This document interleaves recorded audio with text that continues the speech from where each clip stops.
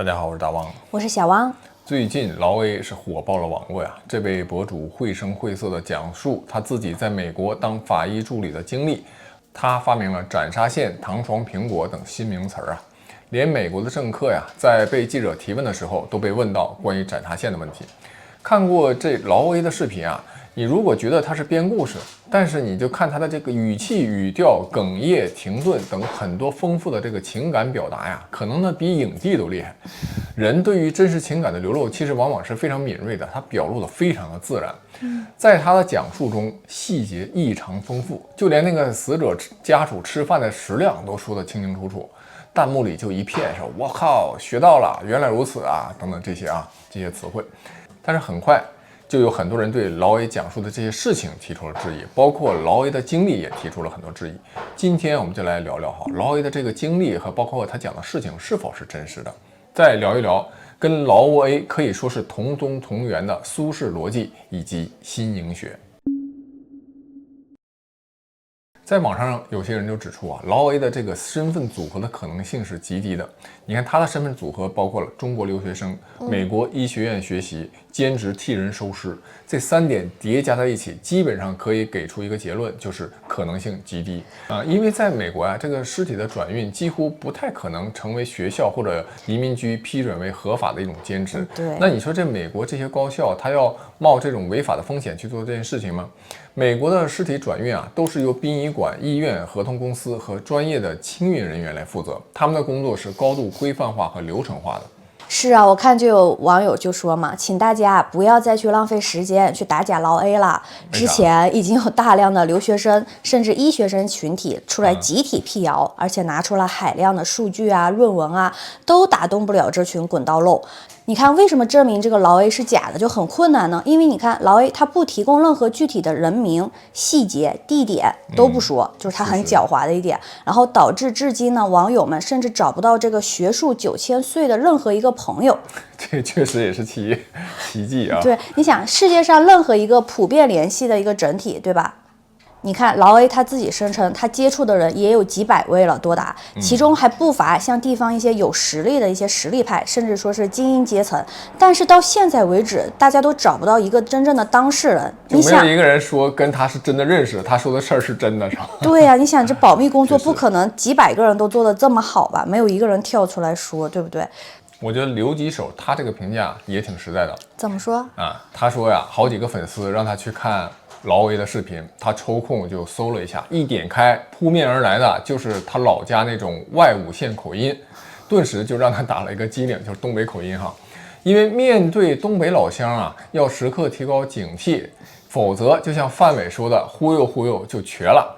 他說的看了10來分鐘吧，瞬間就懂了。懂了啥呢？就還是咱們下沉青年們最喜歡的驚悚、獵奇、懸疑、陰謀論題材。只不過呢，以前這些題材都是放在書刊報亭封面都是什麼雙頭蛇、飛碟、大腦袋外星人是吧？神農架野人，還有渾身淌血的這個美女。現在這些題材就搬到互聯網上了，故事呢依然還是那些故事。其實就像大學門口的奔馳小汽車上，然後擺一瓶礦泉水就會如何如何，就表示好像要什麼大家知道那個意思。擺一瓶可樂又如何如何，然後女生呢，我還真不知道啥意思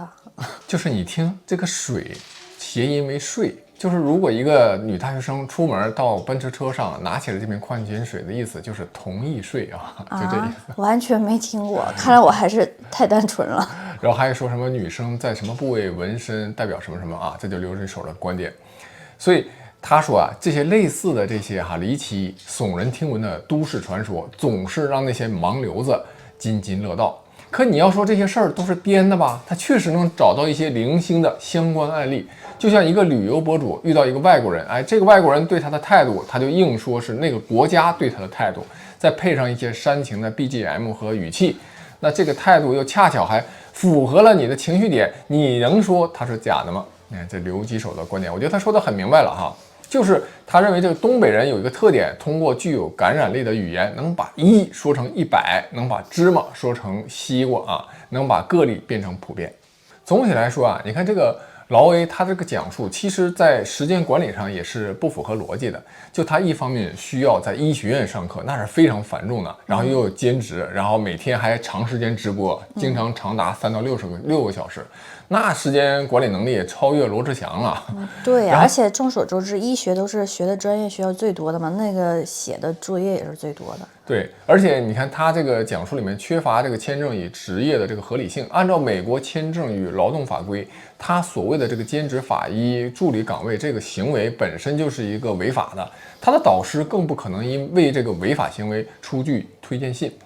另外，他這個語言能力好像與他的人設也不太相符，語言能力和文化適應不符合他的人設呀。在一些現有的這些傳播的片段中，你看他極少使用英文詞彙，甚至在簡單有限的英文交流中多次出現了明顯的語法錯誤，這和他自稱為什麼自幼赴美，在美國黑白通吃的這種人設就不太相符。對，這個真的是，因為我覺得長期在海外生活的話，就是你多少裡面就是會有的時候說中文，你就夾着英文單詞，其實你不是為了賣弄，只是有些單詞你英文已經說得太順口了，比如說像 deadline 什麼這種，你就直接就脫口而出了。沒錯，這真的以前可能有人覺得這個夾帶英文是湊顯擺，對，其實真的不是，是真的說習慣了。而且他描述的一些案件也沒有辦法得到其他方面的一些佐證，比如西雅圖洪水淹死程序員的案件，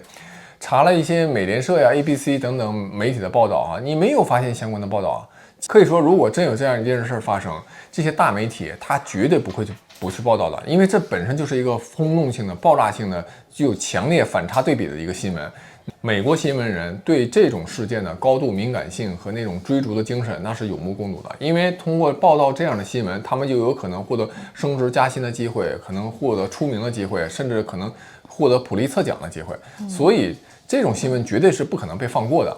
就很多人指出啊，勞 A 他把很多真實發生的事情呢是拼在一起，比如有些人失業是真的啊，有些人沒有住處也是真的，然後有些人的醫療賬單確實也是非常高昂的。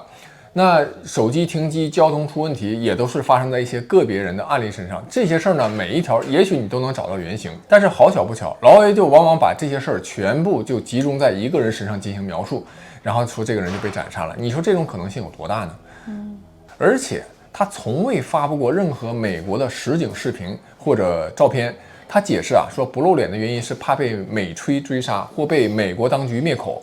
但是他自己是可以不露臉，但是你拍點這些實景呢，比如他去接運屍體，你說像他這樣一個又特別喜歡暴露這些事件的人，他怎麼會不拍任何的視頻和照片呢？他如果放出任何一段視頻或者照片，一定會引發更大的討論啊，也和熱度，這肯定是他希望的嘛。但是他居然沒有放出任何的證據，這非常存疑啊。再有就關於他提出的什麼從骨灰裡提煉毒品的這個說法，這從化學和醫學上是不可能的呀。毒品會被肝臟分解，火化的高溫會徹底破壞任何有機化合物的結構，所以啊，這個事兒也不太可能是真的。總結來說啊，這個勞 A 的敘事存在以下的一些非常可疑的一些核心問題。首先就是你看他留學生加醫學院加法醫助理加長時間直播，然後又在時間、法律、簽證層面其實都難以同時成立的那麼一個人設，其實就令人非常存疑。第二點就是零實證的材料從不提供照片、視頻、文件等任何可驗證的這些證據。再有就是核心事件查無實據，標誌性的案例，比如這個程序員被洪水淹死的，在主流媒體上完全查不到相關的新聞報道。第五就是故事的完美拼接，他善於把各種真實但分散的悲慘案例集中在他講述那個人物的身上。那這些疑點集中在一起，就確實讓他的可信度是大打折扣的。但是你看人類啊，天生就喜歡聽故事，一個充滿細節的敘事遠比乾巴巴的這個數據更容易讓人相信。那勞 A 呢，他非常善於講故事啊。你比如說，我就聽了他一段視頻，就是講他認識了一個黑人，特別壯的一個黑人啊，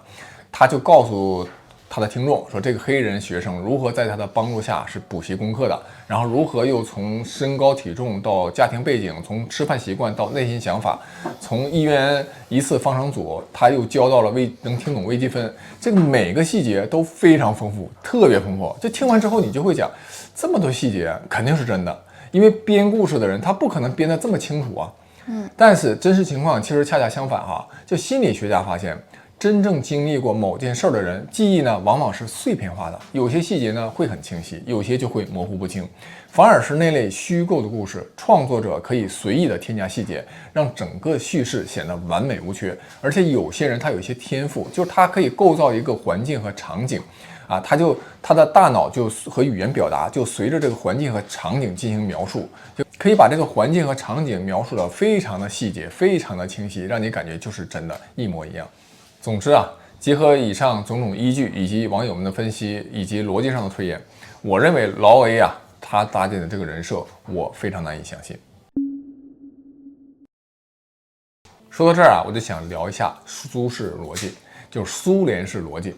什麼意思呢？就是這個詭辯和辯論的最大區別就在於，辯論啊，它是為了探求真理；詭辯呢，就是為了贏得爭論，而不在乎這個真理本身。蘇式邏輯就是詭辯者最擅長運用的一種邏輯方式，就是辯論者會誠實面對事實和邏輯，但是詭辯者只關心如何讓對方說不出話來。比如在中文互聯網上有一套特別流行的詭辯模式，也就是蘇式邏輯，就是你跟对方討論某個政策的利弊，擺出數據和案例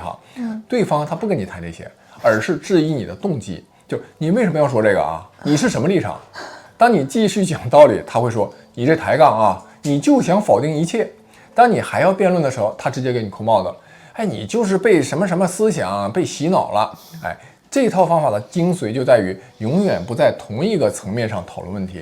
當事實對自己不利的時候，他就轉向規則；當規則對自己不利，他就轉向道德；當道德對自己不利，就轉向情懷；當情懷也不管用了，就轉向攻擊對方的人品和動機。我覺得這類人還不少呢，而且他們往往非常常見，根本就沒有意識到自己是什麼蘇式辯論者。我覺得有一些人啊，感覺可能就是因為認知比較低，然後他就是不會就事論事的去探討一個問題，所以就用立场來決定。你這麼說，我怎麼覺得賈國榮就很典型呢？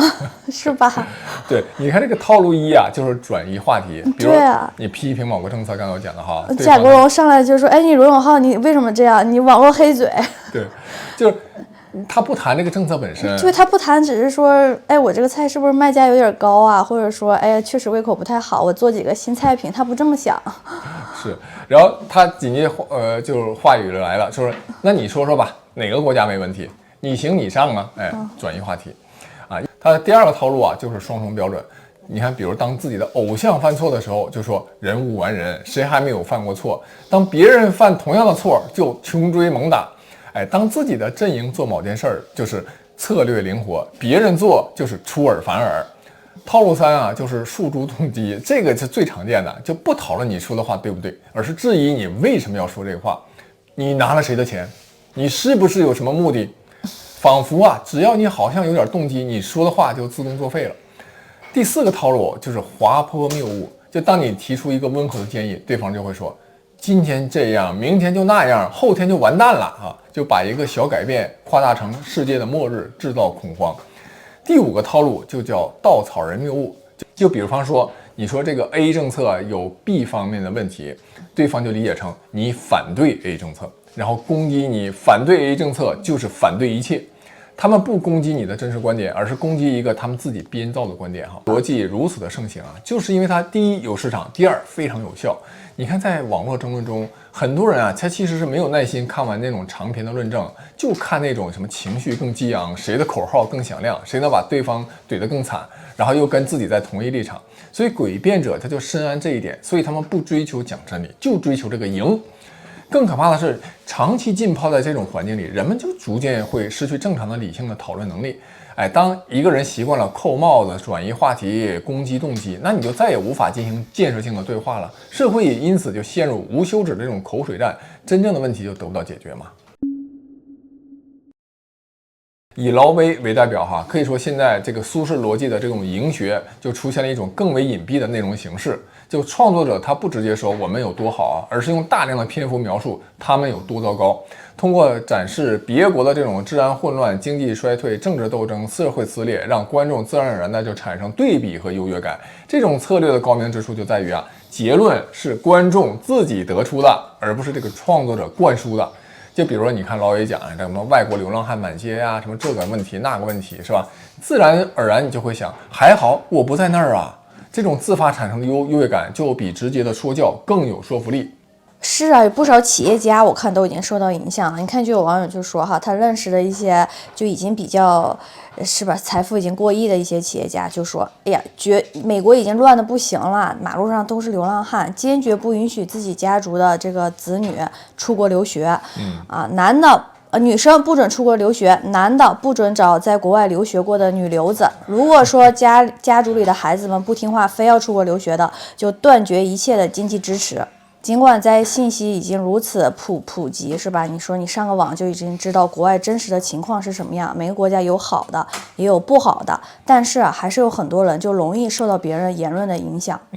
這種敘事絕對是有害的，它絕對會阻礙真正的進步。你想，當人們沉浸在一種虛假的優越感中，就不會正視自己的問題啊。一個國家的強大不是靠貶低別人來實現的，而是靠實實在在解決自己的問題。如果我們總覺得反正比他們好，那就永遠不會追求更好嘛。第二，它製造了一種封閉的這種信息繭房。你看，長期接受這類內容的人啊，就會形成一種固化的世界觀，外面都是地獄，只有這兒是天堂，這就會讓人失去客觀評價的能力嘛，也會讓人對不同觀點產生本能的一種排斥。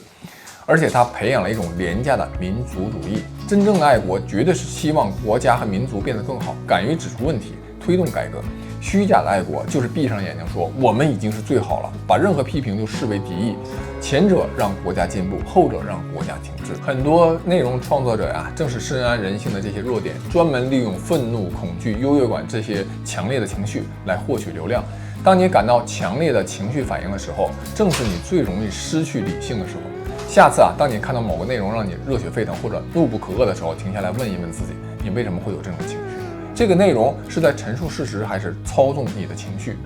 大家也可以做個小實驗，就是你現在對老 A 所說的，你認為是真是假，竭盡你所有的才智，你判斷一下是真是假，然後5年後你再回來看這個判斷是對還是錯。可以說是真的假不了，是假的它也無法長期為真。那這個經驗也會給大家上非常生動的一課。本期就講完了，下期再見。下期再見。